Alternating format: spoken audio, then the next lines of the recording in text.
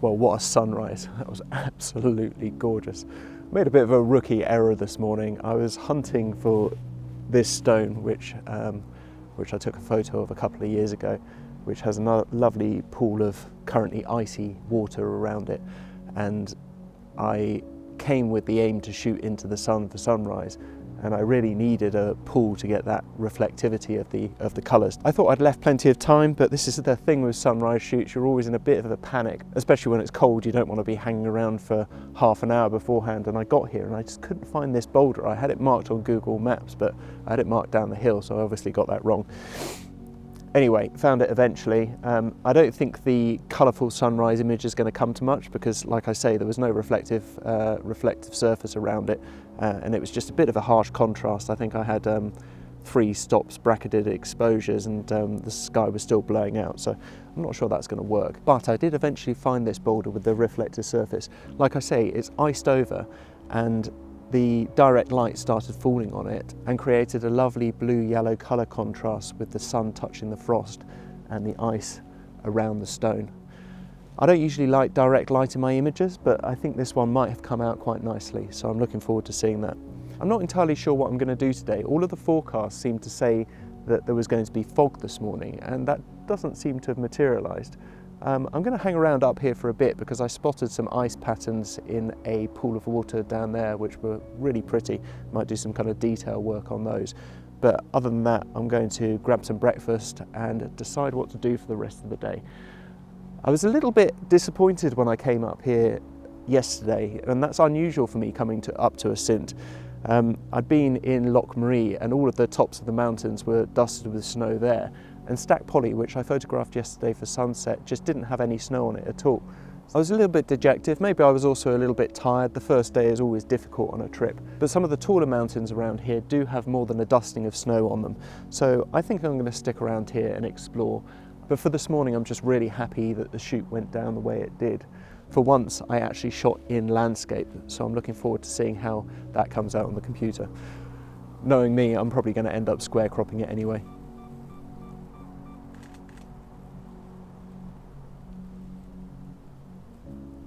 This morning was the turning point of the trip. Despite not being totally convinced by any of my subjects at the time, running around the moorland of Coigach and watching the ice of the bog slowly turn to water, the entropy I'd felt during the previous day's photography began to thaw with them. All it took was a single morning where things began to click for my enthusiasm to replace sluggish enervation.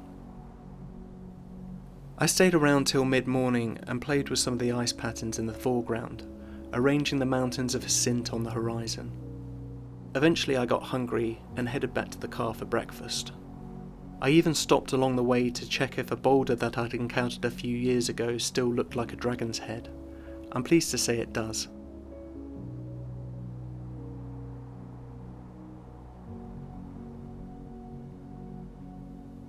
In the end, the composition of the boulder in the icy pool was my least favourite.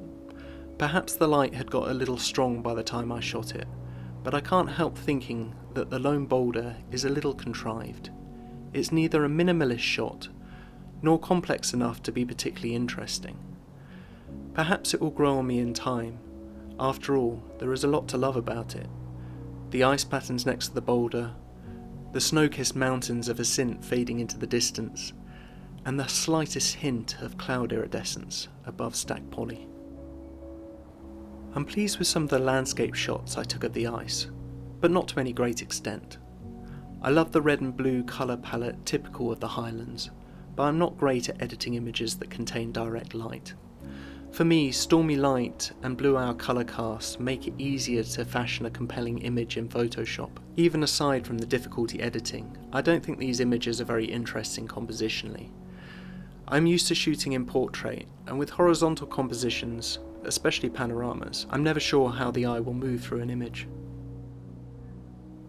Considering I prefer the visual flow of vertical 4x5 compositions, perhaps it shouldn't surprise you that back at my computer, my favourite image is the boulder during late blue hour. The way I place the boulder in the scene works well to make it the key subject over the mountains. And while I thought at the time the dynamic range of this image might be too high to balance the sky and the landscape, A high key edit works well here. I also like that the cloud in the top right resembles the smudged outline of the UK mainland.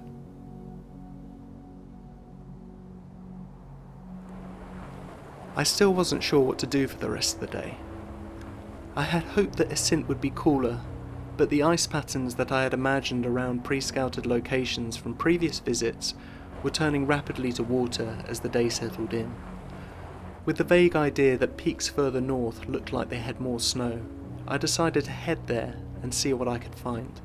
I wasn't aware that I had unfinished business to distract me en route.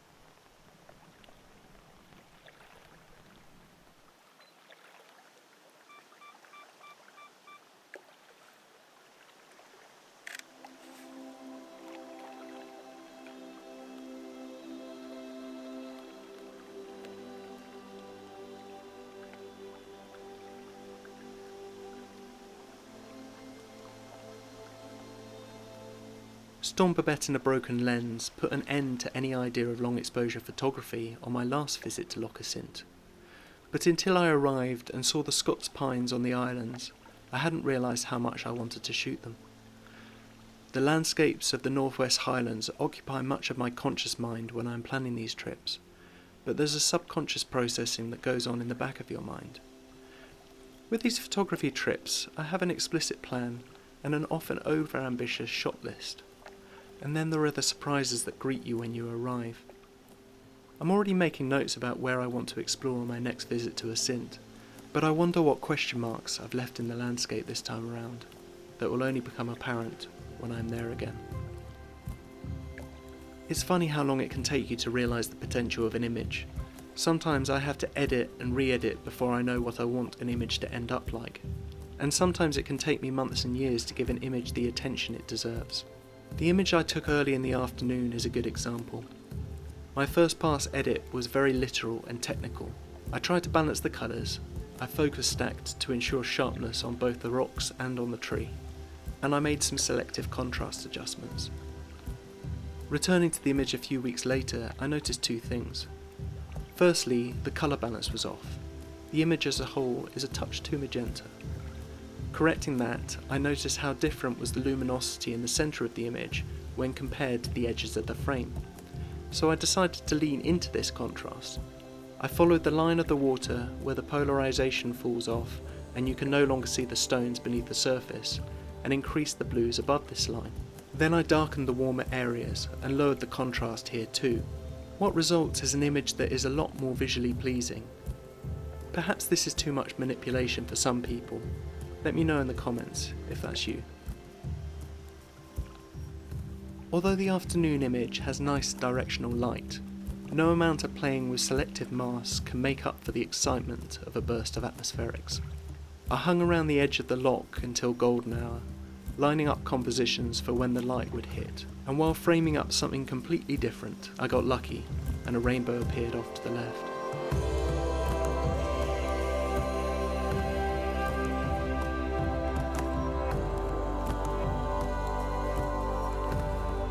I didn't have time to recompose for the rainbow, but I think the composition works well enough.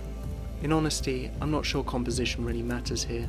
The lone tree subject and the rainbow do enough heavy lifting for me. Even when editing, I only really need to think about technical things. Focus stacking, colour temperature adjustments are all you really need with conditions like this. After this, I would be forgiven for thinking the best of the show was over, but as golden hour came on, the colours picked up, and I fell back on the compositions I'd spent the afternoon working out. There's a point on the cusp between blue hour and golden hour where everything is balanced. The light is soft, but still has enough direction to make subjects pop from the background. In the mountains, this can be seen as alpenglow, but here it also makes the Scots pines on the islands stand out bold against the darkened background, and the Dimpsey lilac cast permeates the frame.